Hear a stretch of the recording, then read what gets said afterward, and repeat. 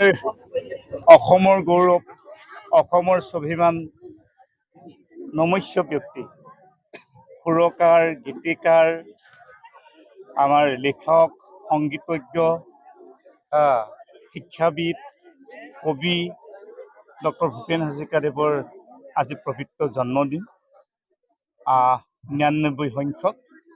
আৰু আজিৰ পৰাই ২০২৬ চনৰ ৮ ছেপ্টেম্বৰলৈকে শতবাৰ্ষিকী উদযাপন কৰা হ'ব। আৰু তাৰে আজি ডিগবৈ কেইবাটাও স্থানত ডক্টৰ ভূপেন হাজৰিকাদেৱৰ জন্ম শতবাৰ্ষিকী উদযাপনৰ আজি প্ৰথম কাৰ্যসূচী উদযাপন কৰিছোঁ। আৰু আমাৰ এই সমিতিখন জন্ম সুধাকণ্ঠ জন্ম শতবাৰ্ষিকী উদযাপন সমিতিৰ সন্মানীয় সভাপতি আছে, আমাৰ সকলোৱে শ্ৰদ্ধাৰ শিক্ষাগুৰু কন্যাকেশ ছাৰ আছে, কাৰ্যকৰী সভাপতি গোপাল দাস ডাঙৰীয়া আছে, আমাৰ সাধাৰণ সম্পাদক পল্লৱ শৰ্মা ডাঙৰীয়া আছে, আবু হুছেইন ডাঙৰীয়া আছে। সকলো মিলিত প্ৰচেষ্টাত খুব সুন্দৰভাৱে প্ৰতি বছৰে ডক্টৰ ভূপেন হাজৰিকা দেৱৰ ইয়াত পুণ্যতিথিত উদযাপন কৰা হয়। আৰু তেখেতৰ গুণ গৰিমাৰ বিষয়ে আমি ১ মিনিটত কৈ দিয়া কথা নহয়, আমি সকলোৱে জানো তেখেতে বহু সন্মানৰ অধিকাৰী।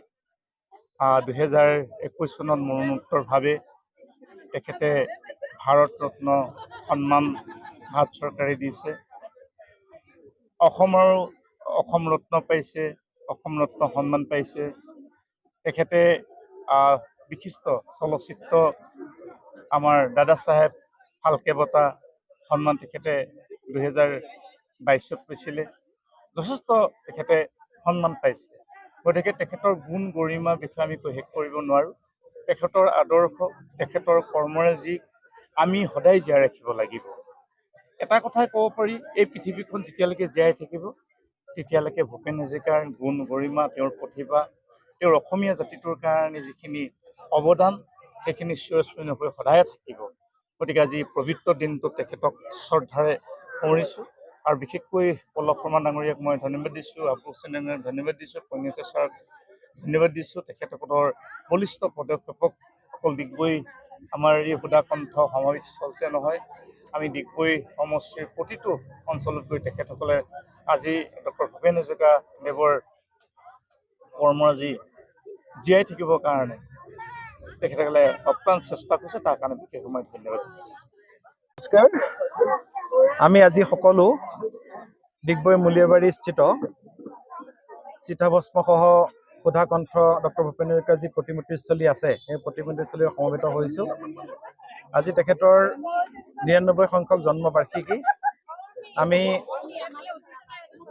যোৱা ৫ আগষ্ট তাৰিখে ২০০৩ চনতে স্থাপিত ভূপেন হাজৰিকা ফেন ক্লাব ডিগবৈৰ সৌজন্যত আয়োজিত ৰাজহুৱা সভাত গঠন কৰা ডক্টৰ ভূপেন হাজৰিকাৰ জন্ম শতবৰ্ষ উদযাপন সমিতিয়ে যি বৰ্ষজোৰা আমি সুধাকণ্ঠগৰাকীৰ জন্মবৰ্ষ উদযাপন কৰাৰ সিদ্ধান্ত লৈছোঁ, তাৰ আজি শুভাৰম্ভ অনুষ্ঠান।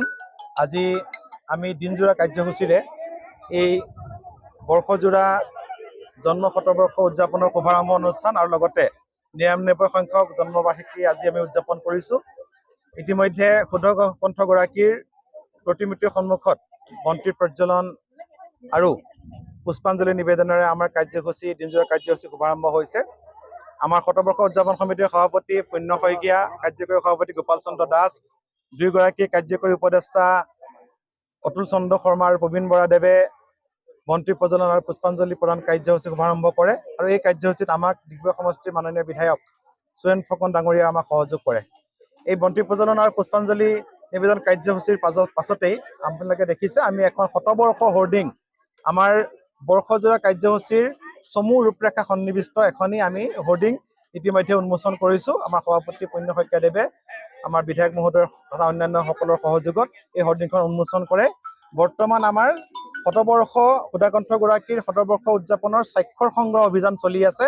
আৰু আজিৰ এই শুভাৰম্ভ অনুষ্ঠানত উপস্থিত থকা আমাৰ সুধাকণ্ঠগৰাকীৰ বিভিন্ন গুণমুগ্ধ ৰাইজ, আমাৰ শতবৰ্ষ উদযাপন সমিতিৰ বিষয়ববীয়া, 3খনকৈ বিদ্যালয়, সময় বিদ্যাপীঠ, শিশু নিকেতন আৰু কাৰ্মেল স্কুল বিদ্যালয়ৰ ছাত্ৰ ছাত্ৰীসকলে এই শতবৰ্ষৰ স্বাক্ষৰ সংগ্ৰহ অভিযানত ইতিমধ্যে তেখেতসকলে সহযোগ কৰি স্বাক্ষৰ কৰিছে।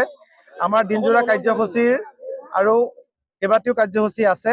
বিয়লি আমি doctor Bhupen Hazarika fan club ডিগবৈৰ আমাৰ যিসমূহ আজীৱন সভ্য প্ৰায় 100 গৰাকী আজীৱন সভ্যৰ স্বীকৃতি পত্ৰ আমি প্ৰদান কৰিম, একোটিকৈ লেপেল পিল প্ৰদান কৰিম আৰু তাৰ পিছতেই সন্ধিয়া আমাৰ স্থানীয় শিল্পীসকলৰ দ্বাৰা সাংস্কৃতিক কাৰ্যসূচী পৰিৱেশিত হ'ব আৰু এই সাংস্কৃতিক কাৰ্যক্ৰমসমূহৰ জৰিয়তেই আমি সুধা কণ্ঠগৰাকীলৈ আমি শ্ৰদ্ধা নিবেদন কৰিম আৰু আমাৰ জন্ম শতবৰ্ষৰ আমি শুভাৰম্ভণি কৰিম। আমাৰ জন্ম শতবৰ্ষৰ এই 12 মাহত অৰ্থাৎ এই বছৰ আজি 8 ছেপ্টেম্বৰ 2025 তাৰিখৰ পৰা অহা বৰ্ষৰ 2026 বৰ্ষৰ 8 ছেপ্টেম্বৰ তাৰিখলৈকে আমি প্ৰায় 20টা বিভিন্ন কাৰ্যসূচী আমি গ্ৰহণ কৰিছোঁ। আমি পৰৱৰ্তী সমূহত এই কাৰ্যসূচী সম্পৰ্কে আমি সমূহ দিগবৈবাসী ৰাইজক অৱগত কৰিম। অৱশ্যে মই এটা কথা ক'বলৈ থাকি গৈছে, আজি আমি আমাৰ শতবৰ্ষৰ যিখন গুহাৰীখনো আজি আমি আনুষ্ঠানিকভাৱে উন্মোচন কৰিম বিয়লি 5 বজাৰ আমাৰ অনুষ্ঠানত। গতিকে আমি সমূহ দিগবৈবাসী ৰাইজৰ উপস্থিতি আৰু সহযোগিতা, বিশেষকৈ যিসকল সুধা কণ্ঠগৰাকীৰ গুণমুগ্ধ ৰাইজ আছে সকলোৰে উপস্থিতি আৰু সহযোগিতা আমি বৰ্ষজোৰা কাৰ্যসূচী ৰূপায়ণৰ ক্ষেত্ৰত আমাৰ জন্ম শতবৰ্ষ উদযাপন সমিতিৰ তৰফৰ পৰা B+NE সদায় সঠিকৰ সন্ধানত।